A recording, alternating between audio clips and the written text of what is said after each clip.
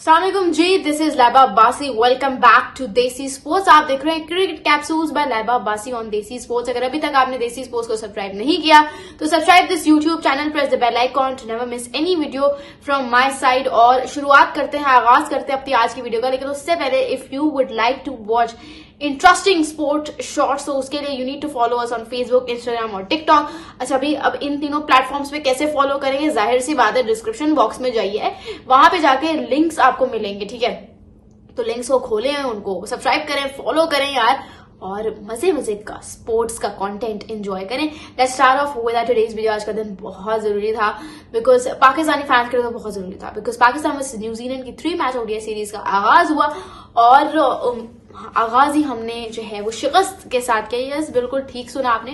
लेकिन इससे पहले हम पाकिस्तान वर्सेस न्यूजीलैंड की तरफ बात करें, उसकी तरफ आए, we would like to talk about IPL का एक और match, Gujarat Titans versus Mumbai Indians. Gujarat Titans batting first, posted a target of 199 run, मेरे ख्याल से इतना टारगेट उन्होंने सेट किया, और मुंबई इंडियंस ये जो है टारगेट वो चेज नहीं कर पाया and they lost the match, scoring 160 for the loss of मेरे ख्याल से 6 to 7 विकेट्स। तो यहाँ पे क्या बात हुई, क्यों हार गया मुंबई इंडियंस? देखिए, मुंबई इंडियंस के as far as I have analysed, I feel like that they are going to be losing this tournament, या इस टूर्नामेंट में इतना स्टार स्टडेड वो नहीं दिखेंगे। उसकी वजह यह है कि उनका कप्तान हार्दिक पांड्या वैसे ही ऑफ द कलर नजर आ रहे हैं, ठीक है? I don't know why, but जो पोजीशन या जो सिचुएशन इनकी उधर थी, क्या कहते हैं, इंडियन क्रिकेट टीम के लिए थी इंटरनेशनल स्टेज पे, वो मुझे मुंबई इंडियंस के लिए नहीं नजर आ रही, ठीक है? मुझे तो दूर दूर तक नजर नहीं आ रही। अगर आपको आ रही तो मुझे कमेंट में जरूर बता दीजिएगा। And there is one more thing, but नहीं भाई, that guy chose to lead a team जिसका ऑलरेडी एक कप्तान था। अब आप यकीन करें, I don't want to misguide you all, I don't want to put you all in that kind of a delusion, but मुझे लगता है कि मुंबई इंडियंस का जो है ना, उसी दिन सितारे गर्दिश में चले गए थे जब उन्होंने रोहित शर्मा को हटा के हार्दिक पांड्या को जो है वो कप्तान लगाया था। आज भी उनको देखें, मतलब he was supposed to kind of score a match winning knock, but उन्होंने क्या किया? तो चीजें यहाँ से बिगड़ना शुरू हुई थी, और मुझे नहीं लगता कि अब मुंबई इंडियंस की वो लेगेसी वापस आ सकती है जो एक दफा खराब हो गई है। ऑल्दो टाइम को पता है क्या होगा क्या नहीं होगा, बट जहां तक मुझे लग रहा है, सनराइजर्स हैदराबाद आप कर लें, मुंबई इंडियंस आप कर लें, चेन्नई सुपर किंग्स, ये वो 3 टीम्स होती हैं जो फेवरेट्स होती हैं। Sunrisers Hyderabad after PAT Cummins, ठीक है? लेकिन अब वो सीन नहीं है, अब वो सिचुएशन नहीं है, अब थिंग्स हैव टर्न, या चीजें बहुत बदल गई हैं। What do you guys think? मुझे कमेंट्स में जरूर बताइएगा। I am waiting for all of you, but this is how it is. Gujarat Titans, they have got the best bowling lineup जहां तक लोगों का ख्याल है। I don't think so. I think Chennai super Kings ने भी, उनका भी बॉलिंग अटैक बहुत जबरदस्त है। देव गॉट नूर अहमद, देव गॉट महीश पठीराना, देखो ठीकशना, सो उनका भी बॉलिंग अटैक बहुत जबरदस्त है। आई feel like, what do you guys think? Again I am waiting for all of you in the comments below. Let's talk about Pakistan versus New Zealand. Pakistan versus New Zealand की 3 मैच ओडीआई सीरीज का आगाज जो है वो आज से शुरू हुआ, और उसमें पाकिस्तान को एक शर्मनाक हार कहूंगी मैं मिली, ठीक है? शर्मनाक इसलिए क्योंकि हमने जीता हुआ मैच हार लिया, हमने जीता हुआ मैच हार लिया। पहली बात तो ये मैच हॉक्स बे में खेला जा रहा था, और हमारे पास एक बहुत जबरदस्त अपॉर्चुनिटी थी कि 2011 से हमने न्यूजीलैंड में कोई ओडीआई मैच नहीं जीता, और हमारे पास अपॉर्चुनिटी थी कि यार हम ये मैच आराम से जीत सकते थे, ठीक है? ऑल्दो मुझे लगा कि जब जैसा टारगेट सेट है शायद हम ना कर सकें। अब आप लोग कहेंगे कि सीरियसली आप लोगों की ए टीम खेल रही है, उनकी सी डी टीम खेल रही है, बी भी नहीं, सी डी टीम, उनके अगेंस्ट भी आप कह रही हैं कि शायद ना जीत पाता।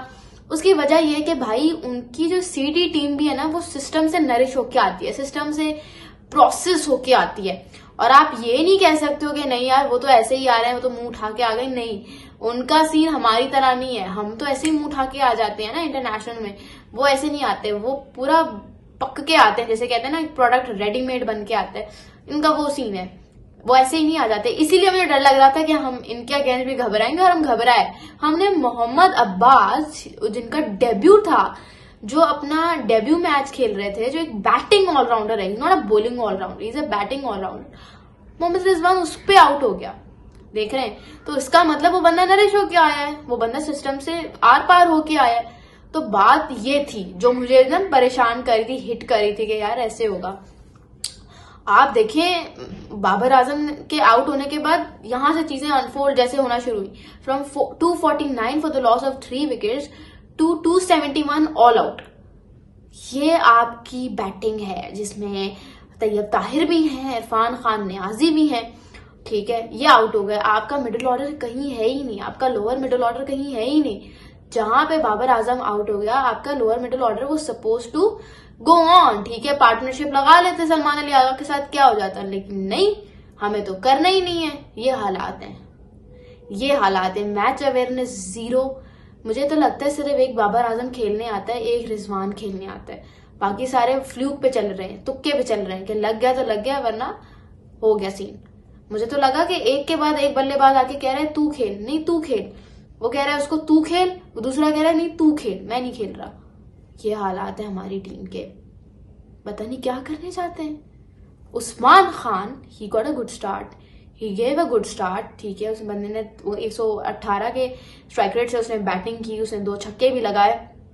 आप सोचो उस बंदे के साथ जितनी नाइंसाफी हुई है ना, मैं कहती हूँ करंट प्लेइंग 11 में किसी के साथ नहीं हुई होगी। वो समझाती हूँ, जो legacy he could have created for Gujarat Titans, यानी कि जो लेगेसी जो है वो चेन्नई सुपर किंग्स के लिए MS धोनी ने बनाई, जो लेगेसी रोहित शर्मा ने मुंबई इंडियंस के लिए बनाई, Hardik Pandya had clear chances, या बहुत जबरदस्त अपॉर्चुनिटी थी कि वो गुजरात टाइटंस के लिए वो लेगेसी बनाते, because inaugural season and Hardik Pandya उस टीम के कप्तान होते हुए उन्होंने उस टीम को ट्रॉफी जितवा दी। सो इजीली उनके पास एक बहुत जबरदस्त चांस था, एक लेगेसी थी that he could have created. पीछे पड़े हुए थे कि छोड़ो यूएई को, वहां से क्रिकेट नहीं खेली तुमने, तुम्हें पाकिस्तान के लिए खेलना है। उसको मनाते रहे, पता नहीं उसको क्या क्या ऑफर्स करवाई।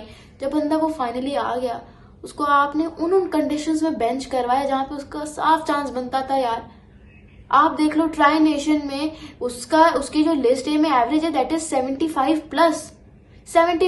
प्लस एवरेज होने के बावजूद, और वो भी उस तरह की कंडीशंस में, पाकिस्तान के पिचेस जैसी कंडीशंस में, आपने उससे डेब्यू नहीं करवाया। पूरे चैंपियंस ट्रॉफी में आपने उसको जो है वो बेंच करके रखा, ठीक है। आपने उसको ट्राई नेशन में चांस नहीं दिया, क्यों, फॉर व्हाट रीजन?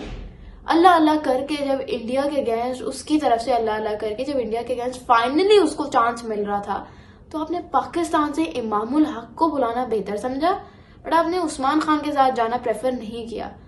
और अच्छा, आपने उसके लिए चुनी भी सबसे मुश्किल कंडीशंस है न्यूजीलैंड में, न्यूजीलैंड के अगेंस्ट भाई उसका डेब्यू करवाया, फिर भी उस बंदे ने अपने बल्ले से जवाब दिया। ऑल्दो उसने वो एक स्टेबल चीज नहीं दी, but he gave it good start, he started off with a good cameo. What do you guys think, मुझे कमेंट्स में जरूर बताना। Babar Azam, what an innings, what a knock, missed out on a well deserved 20th ODI century, but what a knock man. 78 उसने score किया, ठीक है, almost 94 के strike rate से, उसमें उसने छक्के भी लगाए, चौके भी लगाए। क्या बंदे ने बैटिंग की है भाई, स्पिन के अगेंस्ट तो he was looking next level. तो जितनी तारीफ करूं बाबर आजम की कम है। लोग कह रहे हैं बाबर आजम को मैच फिनिश करना चाहिए था, क्या एक अकेला रिस्पॉन्सिबल है? पहले तो आपकी बॉलिंग पे आओ, आपकी बॉलिंग को इतने रन कंसीडर ही नहीं करने चाहिए थे। इस जैसी ये जो हॉक्सबे की पिच है, इस पे average first inning score is 240। आपकी बॉलिंग ने 350 रन क्यों कंसीड किए? आखिरी 15 ओवर्स में हमने 166 रन कंसीड किए। ये तरीका है यार, ये तरीका है? खुद बताओ। ऐसे नहीं होता। आपकी बॉलिंग बहुत बेकार है। Aqib Javed was very good, but Naseem Shah was very expensive. Haris Rauf तो है ही सेना कंडीशंस के लिए बना हुआ, उसने जबरदस्त बॉलिंग की। Mohammad Ali very disappointing. कहा भी था 5 रेगुलर बॉलर्स लेके जाओ, उसका नतीजा ये निकला कि भाई डेथ ओवर्स में बॉलिंग कौन करा रहा है? इरफान खान साहब। डेथ ओवर्स में बॉलिंग कौन करा रहा है? सलमान अली आगा। ये दोनों पार्ट टाइमर्स हैं। ये हालात हैं आपकी बॉलिंग के। फिर आप कहते हैं कि पाकिस्तान जीत क्यों नहीं रही? ये सब कुछ जो है सिलेक्शन कमेटी के हालात है। सिलेक्शन कमेटी जब तक इन्वॉल्व रहेगी, जब तक कप्तान रिजवान से, मुझे यकीन है मैं आपको लिख के दे सकती हूँ, उस बंदे से कोई नहीं पूछता प्लेइंग 11 के बारे में। ये सारी जो प्लेइंग 11 बनाते हैं आकिब जावेद या उनकी कमेटी बनाती है, ये रिजवान नहीं बनाता। वरना आई एम डेड श्योर कि प्लेइंग 11 ऐसी ना होती। प्लेइंग 11 में तैयब ताहिर की जगह फिर खुर्दिल शाह होता या इवन फहीम अशरफ होता यार, वसीम जूनियर होता, उसको नहीं खिला रहे भाई। पता नहीं क्या क्या इनके दिमाग में चल रहा है, मेरी तो समझ से बाहर है। आप लोगों को समझ में आती है मुझे कमेंट्स में जरूर बताएं। मेरे ख्याल से यहाँ पे हम अपने एपिसोड का करते हैं इख्तिताम, क्योंकि मैं तो हो गई हूँ बहुत disappoint. Thank you so much. This is Laiba बासी साइनिंग ऑफ।